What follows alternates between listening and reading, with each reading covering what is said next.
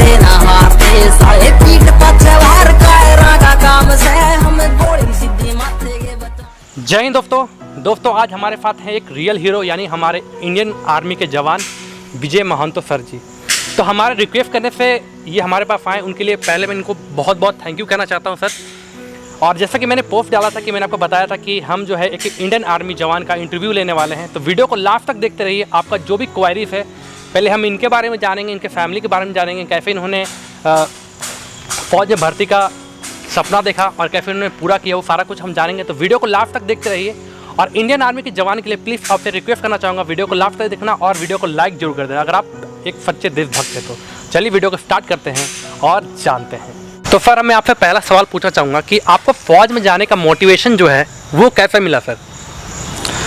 जैसे मेरे मामा घर का जितना भी मेरे मामा है, फैमिलीज़ में जितने भी मेरे मामा घर से जितने भी रिलेटेड है ज़्यादातर सभी फ़ौज में है। तो मैं उनको देखता रहता था बचपन में, जब वो छुट्टी आते थे, कहीं भी आते थे, हमारे घर भी आते थे, उनको देख के मेरा माँ बोला करती थी कि मामा फ़ौजी है, फ़ौज में है। और मेरे गांव में सबसे पहली बात, मेरे गांव में कोई फ़ौजी नहीं है, तो मेरा अंदर से ये था कि मैं सबसे पहला अपने गांव का फ़ौजी बनूंगा।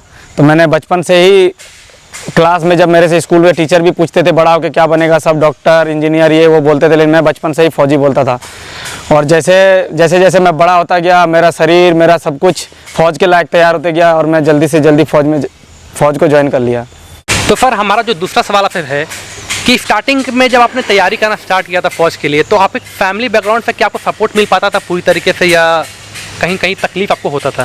जैसे मेरा फैमिली बहुत ही गरीब परिवार है, बहुत ही गरीब। मेरी 3 सिस्टर है, हम 2 भाई है, तो हम लोग बहुत ज़्यादा गरीब है। तो घर से तो कोई सपोर्ट नहीं मिला। बचपन से ही मैंने 10th तक मेरे फादर ने पढ़ाया, उसके बाद मैंने खुद अपना कैटरिंग मतलब काम करके बाहर किसी तरह से काम करके मैंने अपना आगे का NCC ज्वाइन किया।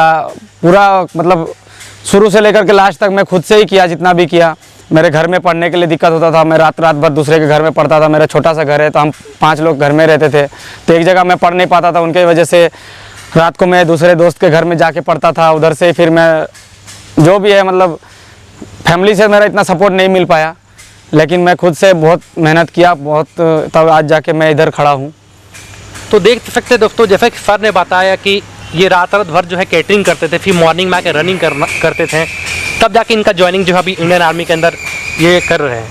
लेकिन हम लोग क्या करते हैं, कहीं ना कहीं हमारे पास सब कुछ सुविधा होने के बावजूद भी क्या करते हैं, हम अच्छी तरीके से तैयारी नहीं करते। तो मुझे उम्मीद है कि ये वीडियो देख के आपको कुछ ना कुछ मोटिवेशन आएगा जो अपने लाइफ में आप फोकस कर पाओगे। तो चलिए हम अगला सवाल इनसे पूछते हैं। अभी हम किसी चीज़ के लिए तैयारी करते हैं, खास करके हम फौज की तैयारी कर रहे हैं, तो आपको कैसा माहौल मिला? आपको लोग मोटिवेट करते थे या फिर डीमोटिवेट करते थे कि भाई तू कर पाएगा या फिर नहीं कर पाएगा, ऐसा कुछ आपको बताइए। ज़्यादातर लोग आपको डिमोटिवेट ही करते हैं, बोलता रहे बहुत हार्ड है, ये है वो है, कर नहीं पाएगा, तुम ऐसे है वैसे है, बचपन से दूध घी ये नहीं खाया वो नहीं खाया। लेकिन मैं बचपन से मार भात खाया, जो भी खाया, लेकिन मैं हिम्मत नहीं हारा। और जो भी मेरे को गलत गाइड करता था मैं उनका बात नहीं सुनता था। मैं अपना मान लिया था, मेरा एक ही लक्ष्य है, फ़ौज में जाना है तो जाना है। तो सर जैसा कि आपको एक बात पता होगा कि हम लोग जो है धनबाद में गोल्फ ग्राउंड में एक क्लास स्टार्ट कर रहे हैं जो डिफेंस से रिलेटेड है, आपका फिजिकल की तैयारी कर रहे हैं। तो सर आप इसके बारे में क्या सोचते हैं? जैसे कि मैंने आपको पहले ही बताया था। नहीं, मैं जैसे सुन रहा हूँ आप जिस तरह से बच्चों के लिए तैयारी करने के लिए खोल रखा है, फ्री सेवा है, जो भी है, बहुत ही अच्छा चांस है। मैं तो सभी जितने भी देख रहे हैं, जो भी फ़ौज में आना चाहता है, इंटरेस्टेड है, उसको मैं यही बात बोलूँगा कि जो ये सिखा रहा है, जो ये खोल रहा है, उसमें पक्का इंटरेस्ट ले। क्योंकि हम लोग को ऐसा गाइडलाइन कभी मिला नहीं, हम सिर्फ दूर से ही सुनते थे। और जब मैं फ़ौज में आया तो उस समय हमारे पास यूट्यूब, मोबाइल कुछ भी नहीं था, कोई बताने वाला नहीं था फ़ौज में क्या होता है, कैसे तैयारी करना है। तो अगर आप लोग को कोई तैयारी कराने वाला मिल रहा है तो आप लोग को बहुत अच्छा चांस है और आप लोग को अच्छा सीखने को मिलेगा। आप लोग को पहले से ही थोड़ा बहुत पता चल जाएगा कैसे फ़ौज में जाना है, कैसे क्या करना है। तो बहुत ही अच्छा काम कर रहे हैं आप। मैं सबको बोलूँगा पक्का आप लोग आइए, और हम भी जब छुट्टी आया करेंगे बीच बीच में तो आप लोग से पक्का मिलने आएंगे, किस तरह से आप लोग ट्रेनिंग ले रहे हैं, किस तरह सिखाया जा रहा है, पक्का आके हम लोग देखेंगे। तो चलिए, सर ने बता दिया कि जब भी आप ट्रेनिंग से ये छुट्टी में घर आएंगे तो ये भी आकर ट्रेनिंग जरूर लेंगे वहाँ पे। तो आप लोग अगर हमारे क्लास को ज्वाइन करना चाहते हो तो कॉन्टैक्ट नंबर यहाँ पे है, वहाँ पर आप जाकर जो है पूरी डिटेल्स ले सकते हैं। चलिए हम अगला सवाल सबसे पूछते हैं कि स्टार्टिंग में जब आपने फ़ौजी नहीं थे और अब आप फ़ौज के अंदर में हैं, तो लोगों का नज़रिया क्या है फिर? आपको किस तरह से आपको मतलब देखते हैं और आपको कैसा लगता है? बात है, पहले तो फौज में आने से पहले मैं तो मान लो एक स्टूडेंट था, बच्चा था, तो कोई इतना करता नहीं था, हम खेल कूद में ज़्यादा बिजी रहते थे। लेकिन जो हमारा फैमिली बैकग्राउंड था उसमें कोई सपोर्ट नहीं मिलता था, किसी का भी, कहीं मेरा रिलेशन हो, कोई भी हो, किसी का सपोर्ट नहीं मिलता था, कोई बात नहीं करता था। लेकिन फ़ौज में भर्ती होने के बाद एक अलग ही पहचान बन गया, लोग आपको अलग तरह से जानने लगे, दूर से जानने लगे, फैमिली के बारे में बोलने लगे। मेरे फादर को देख के बोलते देखो इसका बेटा फ़ौज में है, तो बहुत ही फ़ख्र गर्व महसूस होता है हमको। जब मतलब मेरा फैमिली एक ऐसा है कि मेरा फादर कभी सोचा नहीं था कि हमारा घर भी ऐसा बदल सकता है। तो फ़ौज में आने के बाद थोड़ा सा तो चेंज हुआ है, पहले का और अभी का अंतर, मतलब फ़ौज में आने के बाद बहुत ही ज़्यादा बदल गया। डिसिप्लिन में अंतर आता है, रहन सहन बहुत कुछ चेंज होता है। आपको सोसाइटी में एक थोड़ा सा अलग से हटके इज्जत मिलेगा। तो अगर आप भी ये रिस्पेक्ट चाहते हो अपने लाइफ में तो आपको तैयारी दिल से करना पड़ेगा, तभी अब जाकर आप फौज में भर्ती हो सकते हो। अगर आप टाइम पास करके सोचते हो फौज में भर्ती हो जाएगा तो ये पॉसिबल नहीं है। तो सर कुछ सवाल जो है हमारे व्यूअर्स जो हमारे वीडियो को देखते हैं उन लोगों के लिए है कि आर्मी का जो ट्रेनिंग होता है सर वो कितने दिनों का ट्रेनिंग होता है? देखिए, फ़ौज के बारे में ज़्यादा बताना तो नहीं चाहिए, लेकिन एक नॉर्मल सा बेसिक है। को फ़ौज के अंदर कोई भी आप किसी भी कोर में हो, इन्फेंट्री में हो, किसी भी रेजिमेंट में हो, तो सबसे पहले तो आपको एक बेसिक ट्रेनिंग दिया जाता है जो सभी ट्रेड के लिए होता है, चाहे वो टेक्निकल हो, क्लर्क हो, जीडी हो, ट्रेड्समैन हो, कोई भी हो। सबको एक 19 वीक का छोटा सा ट्रेनिंग दिया जाता है। उसके बाद आप जिस ट्रेड में होते हो, जिस कोर में होते हो, उसके अनुसार आपको उतने वीक का होता है। तो ये मतलब ज़्यादा बताना नहीं चाहिए, लेकिन बस इतना ही है कि आप जिस कोर में, जिस इन्फेंट्री में हो, उसके अनुसार आपको ट्रेनिंग दिया जाता है। इतना मान लीजिए बेसिक ट्रेनिंग 19 वीक का है, वो होना है बस। तो सर मैं आपसे पूछना चाहूँगा कि ट्रेनिंग में जब स्टार्टिंग में कोई जाता है तो कुछ तकलीफ़ों के बारे में बताइए सर, और कैसे उसका तैयारी करके जा सकते हैं, हम जाना चाहिए हमें। सबसे पहला बात है, फ़ौज में जब हम जा रहे हैं तो हमें इतना पता है कि वहाँ हमें कोई रेस्ट देगा नहीं, सुला के रखेगा नहीं। वहाँ हम जा रहे हैं अपना शरीर को मजबूत बनाने के लिए, एक सिविलियन से एक फ़ौजी सोल्जर बनने के लिए। तो उस समय आपको तकलीफ़ तो बहुत सारी आएंगी, कष्ट आएंगी, लेकिन आप खुद से पहले से इतना अच्छा तैयार होकर जाइए, घर से तैयार होकर जाइए। फिजिकल फिटनेस, अपना बॉडी को इतना मेंटेन करके रखिए कि वहाँ जाने के बाद आपको सब नॉर्मल लगने लगे। चाहे कोई भी ऑप्टिकल्स हो, कुछ भी हो, कैसा भी ट्रेनिंग हो, वो एकदम धीरे से नॉर्मल तरीके से उसको आप धीरे धीरे करके कर सकते हैं। और ज़्यादा तकलीफ आता है तो आप अपने घर के बारे में सोचिए, माँ बाप के बारे में सोचिए, आपको तकलीफ नहीं होगा। वाह सर, बहुत अच्छा बात उन्होंने बोला कि जहाँ भी तकलीफ हो लाइफ में अपने घर वाले, अपने फैमिली, मम्मी पापा के बारे में सोचिए, आपका तकलीफ जो है जहाँ तक है वो दूर हो जाएगा। हमारा अगला सवाल जो पूछा है कि आर्मी में जाने के बाद हम कमांडो कैसे बन सकते हैं, या कि कैसे हम अप्लाई किया जाता है आर्मी में जाने के बाद में? देखिए, पहले तो आपको एक सिपाही बनना पड़ेगा सबसे पहले, और सर्विस मिनिमम 3 साल होना चाहिए। उसके बाद फ़ौज में वैकेंसी आता है, इंडिविजुअल इंटरेस्टेड होना चाहिए, आपको वॉलंटियर ही होना चाहिए कमांडो कोर्स करने के लिए। उसमें आपको एक NSG का फॉर्म भरा जाता है, वो फॉर्म अप्लाई करिए। अप्लाई करने के बाद आपको ट्रेनिंग दिया जाता है 3 वीक का, पहले 4 वीक दिया जाता था, अभी 3 वीक। वो 3 वीक अगर आप पास हो जाते हैं तो आपको NSG कमांडो के लिए रखा जाता है, नहीं तो फिर आपको अपने यूनिट में वापस किया जाता है। सर एक सवाल और पूछा जाता है कि अगर सर हम ट्रेडमैन में जाकर कमांडो के लिए अप्लाई कर सकते हैं क्या? ट्रेडमैन? हाँ, कोई भी अप्लाई कर सकता है, ट्रेड्समैन है वो भी सोल्जर है, चाहे किसी भी ट्रेड्स में हो, कमांडो सभी बन सकता है। एक आप फौजी है, वर्दी पहन लिया है तो फिर आप कमांडो के लायक है, आप बन सकते हैं।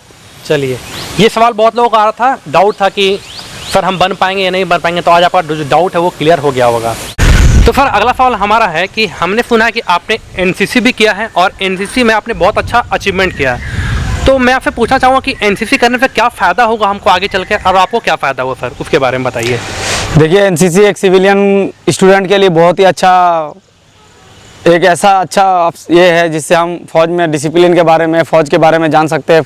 फ़ौज में क्या क्या एक्टिविटी होता है उसके बारे में हमें पहले से ही जानकारी थोड़ा बहुत मिल जाता है। मैंने NCC किया, NCC C सर्टिफिकेट है मेरा अल्फ़ा ग्रेडिंग से। तो NCC से आप डायरेक्ट SSB के लिए भी जा सकते हैं, जिसका अल्फ़ा ग्रेडिंग है, C सर्टिफिकेट है, उसका डायरेक्ट एंट्री होता है SSB के थ्रू। और दूसरा, अगर आपने RD परेड कर रखा है, जैसे मैंने किया है RD परेड, अगर आपने RD परेड कर रखा है तो आपको किसी भी, चाहे टेक्निकल हो, क्लर्क हो, GD हो, किसी में भी आपको एग्ज़ाम देने के लिए ज़रूरत नहीं है अगर आपने RDC कर रखा है। तो NCC बहुत ही अच्छा है, सभी जितने भी स्टूडेंट्स हैं जो भी फ़ौज में आना चाहता है पक्का NCC करिए, NCC बहुत अच्छा है आप लोगों के लिए। तो दोस्तों मैं आपको बता दूं कि सर ने जो है RD भी कर रखा है, और इन्होंने जो है हमारे धनबाद जिले से कह सकते हैं कि पहला ऐसे पर्सन है जो है आपका राजपथ पे चला है इन्होंने, ठीक है, कि बहुत लाखों लोग जो है छठ के वहाँ तक पहुँचते हैं। तो सोच सकते हैं ऐसे पर्सन हमारे साथ मौजूद हैं जो लाखों में से एक है, ये हम कह सकते हैं। सवाल जो मैं आपसे पूछना चाहूँगा, जो लोग सबसे ज़्यादा लोग जानना चाहेंगे कि आपके लाइफ में सक्सेस होने का राज क्या सर, क्या चीज़ आपने जो किया अपने लाइफ में जो आप यहाँ तक पहुँच पाए हैं? ये मैं मानता हूँ कि सबसे ज़्यादा सक्सेस का राज है मेहनत, और मेहनत सिर्फ खुद के लिए करिए, ना कि दूसरों को दिखाने के लिए। सुबह 4 बजे उठ के हम दूसरों को दिखाते कि मैं दौड़ने जा रहा हूँ, या मेरा अपने फैमिली को दिखा रहे मेरा बेटा दौड़ने जा रहा है, उधर जाके हम गपशप करते हैं। मैंने ऐसा कभी नहीं किया। मैं सिर्फ और सिर्फ अपने लिए दौड़ा, अपने लिए मेहनत किया, अपने लिए रनिंग किया। और 10 आदमी के पास मैं ज़रूर बैठता हूँ, लेकिन जो मेरे को अच्छा बात सिखाता है उसको रखता हूँ, और जो गलत बात बोलता है मैं उसको दूसरे कान से सुन के निकाल देता हूँ। जिसने भी अच्छा सिखाया उसको मैं ध्यान में रखा हूँ, अभी भी रखा हूँ और रखता रहूँगा।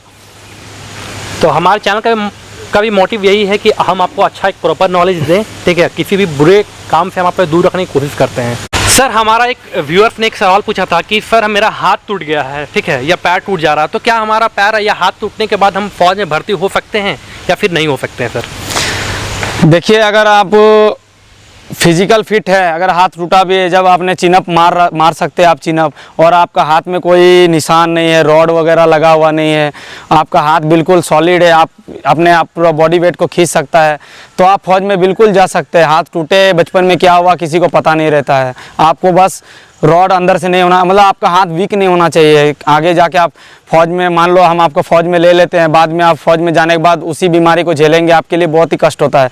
इसलिए हाथ क्रैक हो, टूटने से कोई मतलब नहीं होता, सिर्फ आपको अंदर हाथ में जान होना चाहिए, आप जा सकते हैं।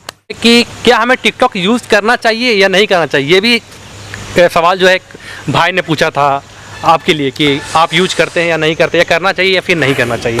देखिए, जहाँ तक मेरा सवाल है, मैं तो यूज़ नहीं करता, और जहाँ तक जो भी देख रहे हैं, अगर आप एक भारतीय है, इंडियन है, सच्चा नागरिक है, अभी आपको पता चल रहा है हमारे देश में क्या चल रहा है, तो टिकटॉक ही नहीं, मैं तो कहूँगा कि जितना भी हमारा जिससे हमारा दुश्मनी चल रहा है या हम जिससे झगड़ा कर रहे हैं, उनका कोई भी ऐप ऐसा ऐप ना रखे जिनसे उनको फ़ायदा हमें नुकसान हो।